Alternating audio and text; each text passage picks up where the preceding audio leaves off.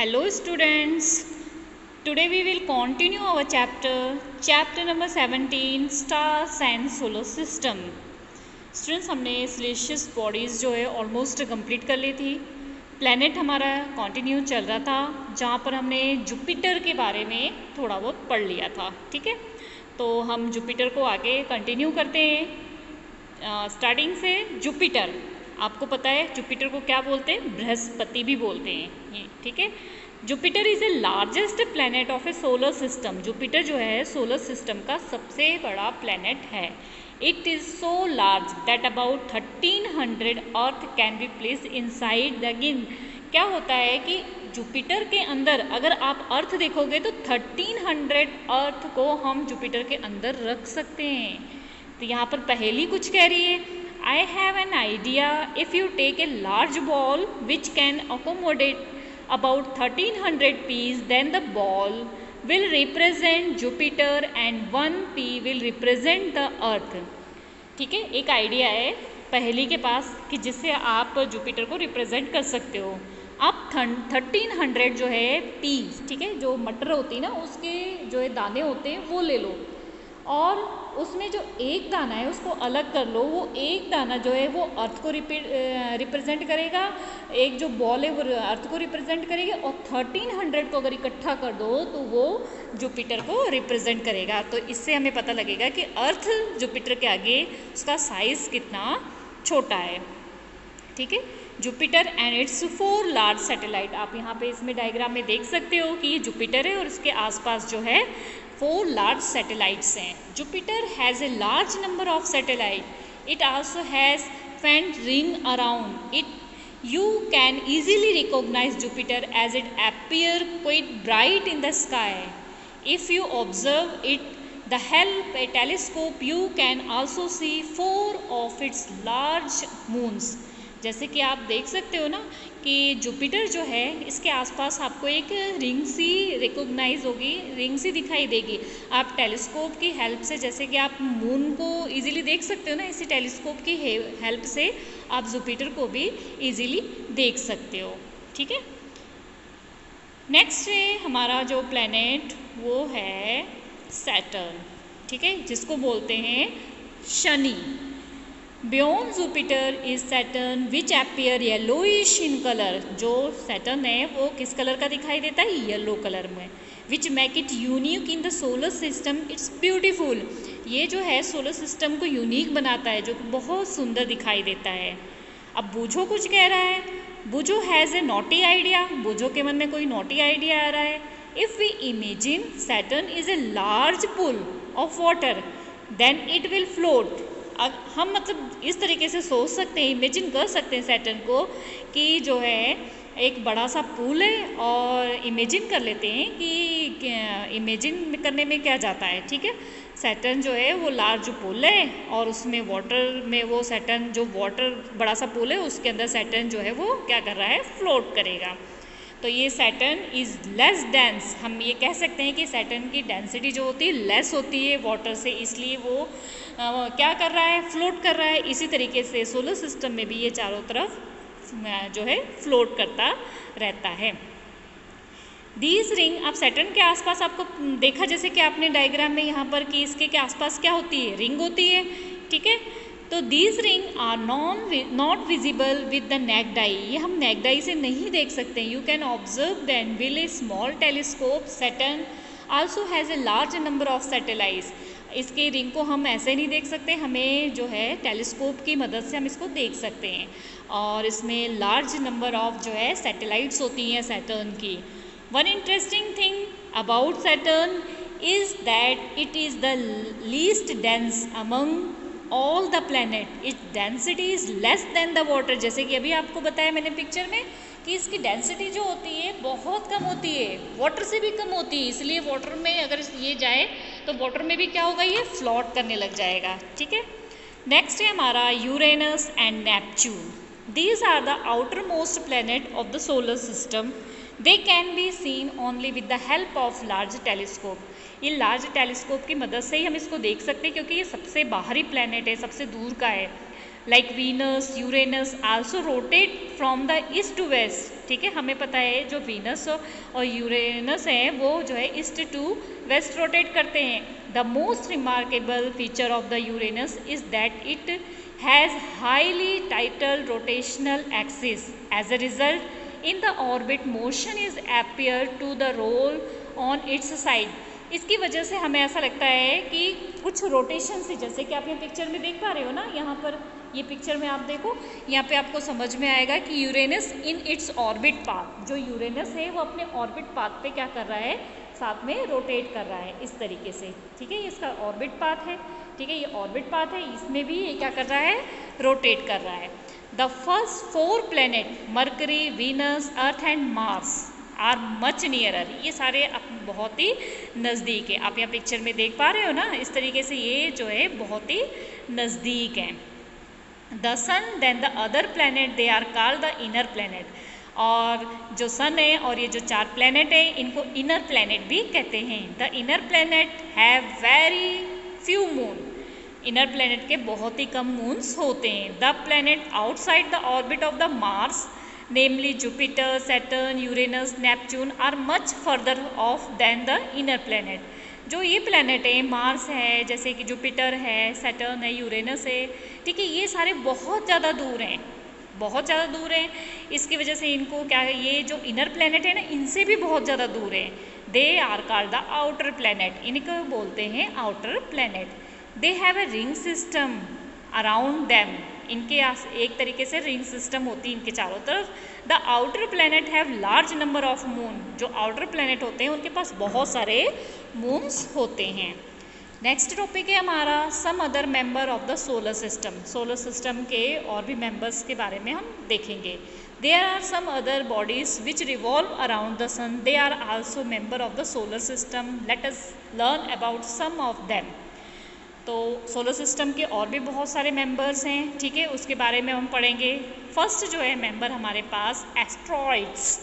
There is a large gap in between the orbit of Mars and Jupiter. This gap is occupied by a large number of small object that revolve around the sun. These are called asteroids. Asteroids can only be seen through the large telescope. जो gap है Mars और Jupiter के बीच में, जो gap होता है, ठीक है, आप यहाँ पर डायग्राम में देख सकते हो, मार्स और जुपिटर के बीच में जो गैप है, यहाँ पर आप इस फिगर में आप देखो, ये मार्स है, ठीक है, और ये जुपिटर का ऑर्बिट है, इनके बीच में सबसे ज़्यादा गैप होता है। तो जो लार्ज गैप होता है उसके अंदर बहुत सारे चीज़ें जो है उनके चारों तरफ घूमती रहती हैं, रिवॉल्व करती रहती है। उन्हें क्या बोलते हैं, जो खाली स्पेस है उसमें जो घूमती रहती हैं चीज़ें, उनको बोलते हैं एस्ट्रॉइड्स। ठीक है, और इसको हम लार्ज टेलीस्कोप की मदद से इजीली देख सकते हैं। नेक्स्ट है सोलर सिस्टम का member comets. Comets are also member of our solar system. They revolve around the sun in highly elliptical orbit. However, their period of the revolution round the sun is usually very long. A comet appears generally as a bright head with a long tail.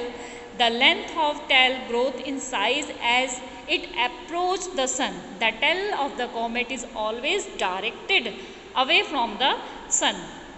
Comet क्या होता है, ये भी solar system का एक member है जो कि सन के चारों तरफ एक ऑर्बिट में घूमता रहता है। ठीक है, इसका भी एक टाइम पीरियड होता है जो सन के चारों तरफ पूरा लॉन्ग चक्कर लगाता है, लॉन्ग पूरा घूमता है। ठीक है, जो कॉमेट है वो ब्राइट एपियर होता है, बहुत ही ज़्यादा ब्राइट एपियर होता है, और ऐसा लगता है जैसे कि उसकी कोई टेल भी है, पूँछ सी भी दिखाई देती है। ठीक है, उसकी लेंथ जो होती है कि उसकी पूँछ सी उसके दिखाई देती है कि उसके पीछे जो है पूँछ है। ठीक है, the tail of a comet is always directly away from the sun. हमेशा टेल जो है उसकी वो जो है सन से दूर की तरफ से ही वो दूर जाते हुए दिखाई देगी। जैसे आप देख रहे हो ना, यहाँ सन है, ठीक है, अगर ये रोटेट कर रहा है तो इसकी ये देखो, ये यहाँ पर जो है टेल इस तरीके से इसकी दिखाई दे रही है। ठीक है, इसकी पूँछ सी। Many comet are known to appear the periodically, such as the comet is the Halley comet which appear after nearly every 76 year। मतलब बहुत सारे कॉमेट तो वैसे ही अपने आप रोटेट होते रहते हैं, अपने टाइम के अकॉर्डिंग घूमते रहते हैं, लेकिन एक कॉमेट है हैली, ठीक है, ये क्वेश्चन कई बार पूछा जाता है, आपको पता होना चाहिए। हैली कॉमेट जो है वो लगभग 76 ईयर के बाद ही दिखाई देता है। It was last seen in 1986, ये पिछले लास्ट जो है 1986 में देखा गया था। Can you tell when Halley comet will be visible again, कि हैली कॉमेट जो है आगे कब देखा जाएगा? आप अंदाज़ा लगा सकते हो ना, आपको पता है 76 ईयर बाद दिखा जाएगा, तो अब 86 में दिखा था, तो आप अंदाज़ा लगा के बताओ मुझे कमेंट बॉक्स में कि कौन से ईयर में अब दिखाई देगा। ओके, ये आपके लिए क्वेश्चन है, अगर आपने वीडियो को देखा है, समझा है, तो आप कमेंट में ज़रूर ये आंसर देंगे। नेक्स्ट है हमारे पास जो कॉमेट है मेटियोर एंड मेट्रॉइड्स। मेटियोर और मेट्रॉइड्स जो हमारे आगे जो सोलर सिस्टम के मेंबर हैं। At night when the sky is clear and the moon is not there, जब रात होती है, ठीक है, स्काई साफ होता है और मून ना हो, you may sometime see bright streak of light in the sky, these are the commonly known as the shooting star। आपने देखा होगा ना कई बार कि आप कहते हो हाँ गिरता हुआ तारा, टूटता हुआ तारा, ठीक है, वो क्या होते हैं? मेटियोर्स होते हैं। यहाँ पर देखो फिगर में इस तरीके से कुछ होती है, इस तरीके से कुछ लाइट सी जो है गिरती हुई हमें दिखाई देती है। यहाँ पे आप फिगर में देख सकते हो इजीली, इसको क्या बोलते हैं? Meteors. A meteor is usually small object that accidentally enter the earth atmosphere. ये क्या करते हैं? कई बार एटमॉस्फेयर के में, हमारे अर्थ के एटमॉस्फेयर में एंटर कर जाते हैं। At that time is has a very high speed, कई बार इनकी स्पीड बहुत ज़्यादा होती है, ठीक है। अब स्पीड ज़्यादा है तो पता है एटमॉस्फेयर में क्या है? एयर होती है, उनके साथ इनका क्या होने लग जाता है? फ्रिक्शन होने लग जाता है, ठीक है। और फ्रिक्शन की वजह से ये क्या होती है? हीट आ जाती है इनके अंदर, ये गर्म हो जाते हैं, जिससे ये इवेपोरेट होना शुरू हो जाते हैं। और जब ये इवेपोरेट होने शुरू हो जाते हैं तो क्या होता है? हीट की वजह से तो ये ग्लो होने लग जाते हैं, जब ग्लो होते हैं तो इवेपोरेट होते हैं। तो क्या होता है? That is way the bright stick last for a very short time. Some meteor are large so that they can reach in the earth before the evaporate completely. कई तो जब वहाँ से आ रहे हैं, जब वो एटमॉस्फेयर से आते हैं तो कई तो बहुत बड़े होते हैं, तो हमारे अर्थ पर कम्प्लीटली आके गिर जाते हैं। मतलब थोड़ा तो इवेपोरेट हो गया, थोड़ा पार्ट बचा वो गिर गया, लेकिन कुछ क्या होते हैं? छोटे होते हैं, तो एटमॉस्फेयर में आते आते क्या हो जाते हैं? ज़ीरो हो जाते हैं, सारे वेपोराइज हो जाते हैं, ख़त्म हो जाते हैं, ठीक है। तो जो कम्प्लीटली वेपोराइज हो जाते हैं उन्हें बोलते हैं मेटेरिट्स, ठीक है, उन्हें बोलते हैं मेटेओरिट्स, ठीक है। Meteorites help the scientist in the investigation the nature of the material from which the solar system was formed. इसके हेल्प से जो है साइंटिस्ट पता कर सकते हैं कि किस तरीके से सोलर सिस्टम में मटेरियल्स हैं। लास्ट टॉपिक हमारा बहुत ही इंपॉर्टेंट टॉपिक है आर्टिफिशियल सैटेलाइट। अभी तक हमने नेचुरल सैटेलाइट्स देखी थी एंड लास्ट है हमारा artificial satellite. You must have heard that there in number of artificial satellite which are orbits the Earth. बहुत सारे आर्टिफिशियल सैटेलाइट है जो अर्थ के चारों तरफ क्या कर रहे हैं? घूम रहे हैं। You might wonder how artificial satellite are different from of the natural satellite. आपको पता है कि ये सारे जो सैटेलाइट्स हैं नेचुरल सैटेलाइट से बहुत अलग होते हैं इससे। The artificial satellite are man made, ये तो आपको मैंने शुरू में ही बताया था कि आर्टिफिशियल सैटेलाइट होते हैं वो मैन मेड होते हैं। They are launched from the Earth, जिसको अर्थ क्या करती है? लॉन्च करती है, ठीक है, अर्थ के तरफ उसको लॉन्च किया जाता है, अर्थ लॉन्च करती है। दे revolve around the earth much closer then the earth natural satellite the moon, ठीक है, जो अर्थ के नियर होते हैं, अर्थ के नियर जो नेचुरल सैटेलाइट वो कौन है? मून है। India has build and launched several artificial satellite. Aryabhata was the first Indian satellite. India ने जब अपना सैटेलाइट बनाया था और सबसे पहला सैटेलाइट लॉन्च किया था वो था आर्यभट्ट, ठीक है। सम अदर इंडियन सैटेलाइट, कुछ और भी इंडियन सैटेलाइट्स हैं जैसे इनसेट, IRS, कल्पना फर्स्ट, ठीक है, एड्यूसेट एक्सेट्रा, ठीक है, ये सारे सैटेलाइट्स हैं जो कि आर्टिफिशियल सैटेलाइट्स हैं। Artificial satellite have many practical applications. Artificial जो सैटेलाइट्स, इनके अलग अलग बहुत सारे एप्लीकेशंस है। They are used for the forecasting weather. जैसे आपको पता लग जाता है ना कि हाँ कल ठंड होगी, कल बारिश होगी, कल गर्मी इतनी होगी, किससे पता चलता है? इस सैटेलाइट से ही अनुमान लगाया जाता है। ये वेदर की रिपोर्ट हमें पहले दे देते हैं। And transmitting television, radio signal, ठीक है, जैसे रेडियो सिग्नल मोबाइल्स है, रेडियोज़ हैं, टीवी है, इनका जो है हमारे पास तक इनका सिग्नल किसके जरिए आ रहा है? ये सैटेलाइट के जरिए ही आता है।